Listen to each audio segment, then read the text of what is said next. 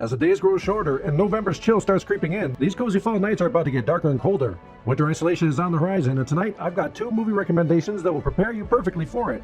Both films deal with characters isolated in close quarter spaces, and both films watch as the characters' relationship deteriorate into madness. Welcome to Watch Assignment, the show where we help you in a never-ending search for what to watch, and offer up two movie suggestions that are instantly available to watch this month on Plex and Tubi. I am your curator, Mr. Streamface, and here's what we got for November 2024.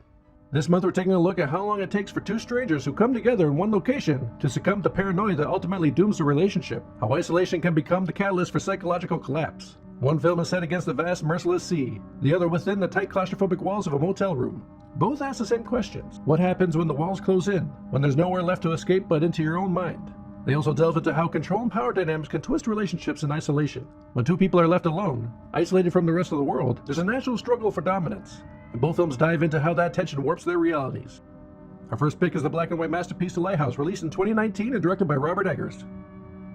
Set in the late 1890s, the story follows two lighthouse keepers, Thomas Wake, played by William Dafoe, and Ephraim Winslow, played by Robert Pattinson. They're tasked with tending to a remote and desolate lighthouse off the coast of New England, isolated from the rest of the world. Tom is a seasoned lighthouse keeper, or wickie, hardened by years at sea, steeped in superstitions and unwavering in his adherence to strict, old-school traditions. He's used to being in control and demands obedience from Winslow, who is new to the job and frankly not thrilled about following Tom's every command. But Tom opposes his authority at every turn. He dictates when they eat, how they work, and even reserves sole access to the coveted light at the top of the lighthouse. This control stirs up frustration and envy in Winslow. That leads to a power struggle that, within the isolation of the island, only makes things worse and deepens the resentment of each other. Add that Winslow is burdened by a hidden dark past that slowly reveals itself in moments of anguish and fury, and Tom is a man driven by strange rituals and a sense of duty that borders on obsession. As the winds change and the ride home doesn't come, they begin to erode any possibility of trust and companionship, and feed into a paranoia that builds with each scene.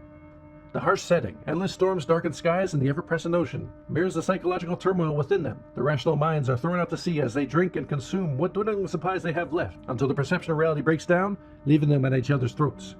The Lighthouse is a riveting exploration of how isolation influences the characters' journeys, pushing them to the brink and allows the darkest behaviors and impulses to bubble to the surface. Right from the start we feel that isolation, a sense of being cut off from everything familiar, surrounded by only the crashing waves and the relentless winds. With them being marooned on the island by the storm, it amplifies the tension between Tom and Winslow, transforming their relationship into a tense psychological battle.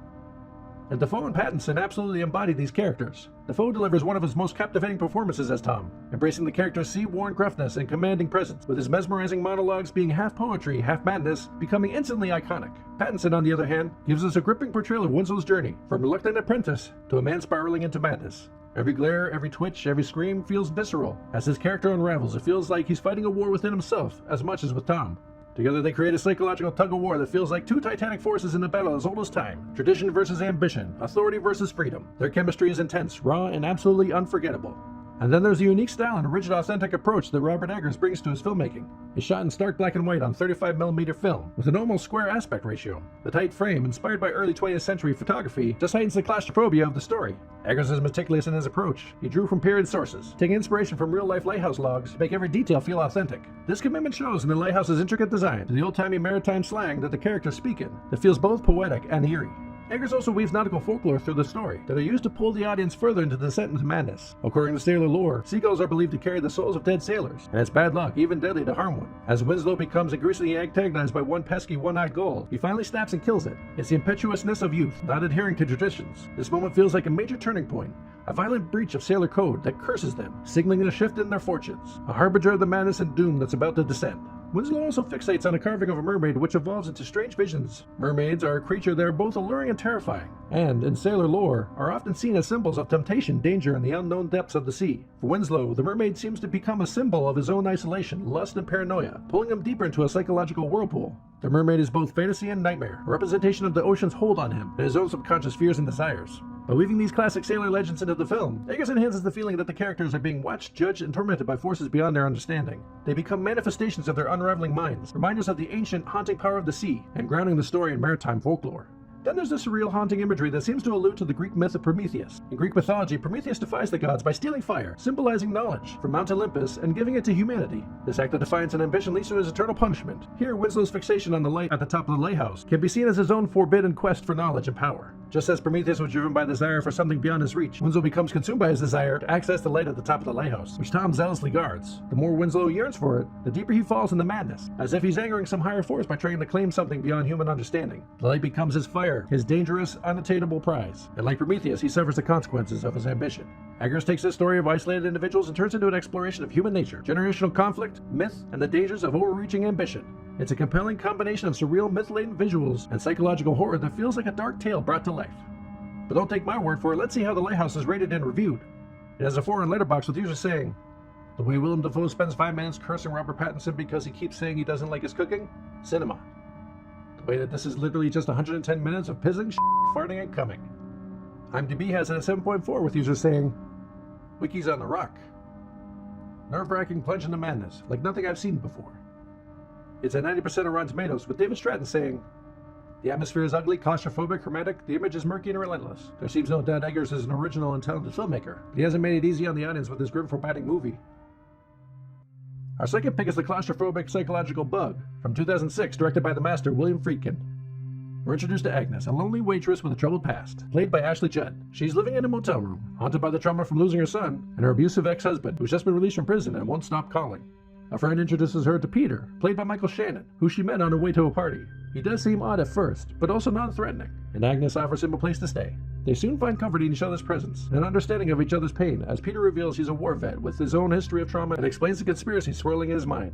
Agnes wants so badly to be loved, to feel like she belongs to someone, that she's willing to embrace Peter's delusions as her own reality. And Peter, needing someone to share his pain, finds a willing companion in Agnes, someone who validates and amplifies his beliefs. This codependency allows Peter to gain control over Agnes's perception. He plants ideas of government surveillance, of experiments, of insects crawling under their skin, and slowly Agnes's own grasp on reality slips away. Her loneliness makes her vulnerable, and Peter's influence begins to override her own sense of self. The more he isolates her from reality, the more she clings to him, relying on his twisted explanations to make sense of her life. Judd and Shannon are absolutely phenomenal in their roles. Judd brings a rawness and desperation to Agnes that's heartbreaking to watch. She goes from worrying and guarded to utterly consumed, and you can feel every shift in her psyche. Her transformation is terrifying yet deeply sympathetic. You can understand her need for connection and how it pushes her into Peter's world, even as you want to shake her out of it.